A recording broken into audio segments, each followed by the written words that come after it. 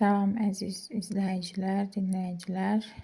Uzun zamandır ki, videolara ara vermişdik, amma yenidən start götürmək istəyirik. Davamlı videolarla sizi maarifləndirmək, dəstək olmaq üçün bu videoları davamlı şəkildə yenidən çəkmək istəyirəm. Bugün sizlə paylaşacağım mövzu 9-cu sinif ədəbiyyat dərsindən olacaq. Əhməd Cavadın Azərbaycan bayrağına şeiri üzərində fikirlərimizi yürüdəcək və çatdırmaq istədiyimiz fikirlər isə çatdıracağıq. Deməli, Əhməd Cavadı biz yaxşı tanıyırıq, belə deyək. Çünki biz bütün dərsliklərin önündə məhz Əhməd Cavadın adını görürük. Çünki Respublikamızın dövlət himninin sözləri məhz Əhməd Cavadındır. Biz onu məhz oradan artıq xatırlayırıq, tanıyırıq və himnimizi yazan həmin müəllif, yazar, həmçinin digər bir rəmzimizi, dövlət rəmzimizi də vəsf eləyib. Bu da Azərbaycan bayrağıdır və Azərbaycan bayrağına adlı əsər ərsəyə gətirib. Türkistan yerləri öpüb alnını. Türkistan burada türklərin yurdu anlamında işlənib. Türklərin yurdu dediyimiz zaman eyni zamanda lüğətdən istifadə eləsək, dərsliyimizdə ki, baxın, qeyd edilib Türkistan, türklərin yurdu, Mərkəzi Asiyanın tarixi, Türkistan ərazisinə müasir Özbəkistan, Türkmənistan, Tacikistan, Qırğızistan, Qazaxıstan, Çinin Sinsiyan Uyğur Milli Rayonu, Sibirin cənubundakı türk dilli regionlar, Əfqanistanın şimal və İranın şimal-şərq hissəsinə aid edilir. Yəni ümumi türklərin yurdunu nəzərdə tutur müəllif. Türkistan yerləri öpüb alnını, yəni ümumi türklərin yurdunun yerləri öpüb alnını. Söyləyir dərdini sana bayrağım. Yəni öz dərdini, məramını sənə söyləyir deyərəkdən bayrağa bir müraciət görürük. Üç rəngli əksini Quzğun dənizdən. Quzğun dənizi isə Xəzər dənizinin keçmiş adı olaraq burada keçir. Yəni söhbət Xəzər dənizindən gedir. Ərmağan yollasın yara bayrağım. Ərmağan təbii ki, armağan şəklində türklərdə də eşidirik. Hədiyyə mənasına gəlir. Bəxşiş, hədiyyə, sovqat yollasın sənə bayrağım deyərək də yenidən bayrağa bir xitab var. Gedərkən Turana çıxdın qarşıma. Burada Turan yenə də türklərin yaşadığı ümumi bir ərazi mənasına gəlir. Eyni zamanda yenə lüğətlə biz bunu araşdırsaq, burada görərik, qeyd eləyib, baxın, Turan tarixi baxımdan Orta Asiya və Mavərə'ən-Nəhir adlanan bölgənin adı, geniş mənada isə türklərin yaşadığı bütün əraziləri bildirir şəklində. Lüğətimiz bizə verir. Yəni, yenə də türklərin yurdu ərazisini, yaşadığı ərazi nəzərdə tutulur. Gedərkən Turana çıxdın qarşıma, yəni türklərin yaşadığı o ərazilərə gedərkən, kölgən dövlət quşu qondu başıma, izin ver gözümdə coşan yaşıma, dinlətsin dərdini, aha, bayrağım. Yenə də bayrağa bir müraciət var. Qayıxan soyundan aldığın rəngi qucamış Elxanla müsəlman bəgi. Qayıxan soyundan, deməli biz bax bu Qayıxan soyundan hissəsini nəzərdən keçirək ki, görək lüğətimiz nə deyir bizə.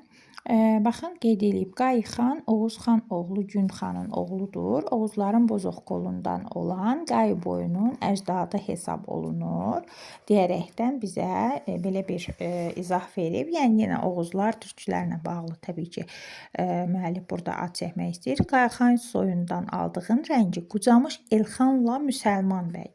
Qucaqlamış Elxanla müsəlman bəyi. Elxanla hissəsinə də bir baxaq, nəzər yetirək. Deməli Elxan, baxın Elxanilər. Elxanilər dövlət hökmdarlarının titulu, həmin titul 3 dəfə Hülaci xana verilmişdir şəklində qeyd olunub. Qucamış Elxanla müsəlman bəyi. Elxanın övladı, dinin dirəci. Bu da təbii ki, əlavədir. Yəni biz bilirik ki, belə deyək də, trenin sonrası özündən əvvəlki üzvü izah edir. Yəni Elxanın övladı sonra izah edir. Dinin dirəci şəklində gətirdin könlümə səfa bayrağım. Yenə də bayrağa bir müraciət görürük burada. Göğsümdə tufanlar gəldim irəli. Öpüm kölgən düşən mübarək yeri. Allahın yıldızı, o gözəl pəri sığınmış qoynunda aya bayrağım. Bu da bayrağımızın üzərində olan o 8 güşəli ulduzumuz və ayımıza işarədir ki, Allahın yıldızı, o gözəl pəri sığınmış qoynunda aya bayrağım şəklində yenə də bayrağa müraciət var. Ümumiyyətlə biz əsəri oxuduğumuz zaman görürük ki, başdan sona bayrağa bir müraciət var. Bütün bəndlərdə bayrağa müraciət var. Birinci bənddə 2 misrada bu müraciəti görürük. Növbəti bəndlərdə isə sadəcə sonuncu misralarda biz bayrağa müraciəti görürük. Türkistan yelləri öpüb alnını, türklərin yurdu alnını öpüb.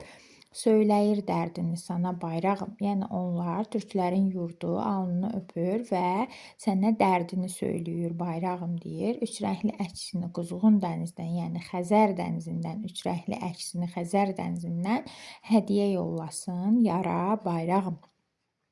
Gedərkən Turana çıxdın qarşıma, yəni ümumi türklərin yaşadığı əraziyə gedərkən qarşıma çıxdın. Kölgən dövlət quşu qondu başıma, izin ver gözümdə coşan yaşıma, dinlətsin dərdini aha bayrağım. Qayıxan soyundan aldığın rəngi, qucamış Elxanla müsəlman bəci, Elxanın övladı, dinin dirəyi, gətirdin könlümə səfa bayrağım. Göğsümdə tufanlar gəldim irəli, öpüm kölgən düşən mübarək yeri. Allahın yıldızı, o gözəl pəri sığınmış qoynunda aya bayrağım şəklində də üzərindəki o işarəyə, daha doğrusu da 8 güşəli ulduza, aya, burada da bir işarə var. Baxın, himnimizin sözlərini yazan Əhməd Cavad məhz bu üç rəngli bayrağımızı da belə gözəl şəkildə vəsf eləyib bizə çatdırmışdır və biz də bu əsərlə tanış olduq ümumilikdə. Deməli, şairin milli bayrağımıza şeir həsr etməsi təsadüfi deyildir. Milli azadlıq, vətənimizin müstəqilliyi şairin ən böyük idealı, həyatının əsas mənası idi. Onu daha doğrusu milli dövlətimizin nəğməkarı adlandıranlar səhv etmirdilər. Digər əsərlərində olduğu kimi Azərbaycan bayrağına şeirində də vətənini, xalqını dərin məhəbbətlə sevən səmimi bir el sənətkarının ürək çırpıntılarını duymaq çətin deyildir. 10 aprel 1919-cu ildə Bakı şəhərində parlament binasının üzərində dalğalanmış üç rəngli milli bayrağımız vətənpərvər şairi riqqətə gətirmiş və bu gözəl əsəri, deməli sənət əsəri, bu gözəl sənət əsəri yaranmışdır.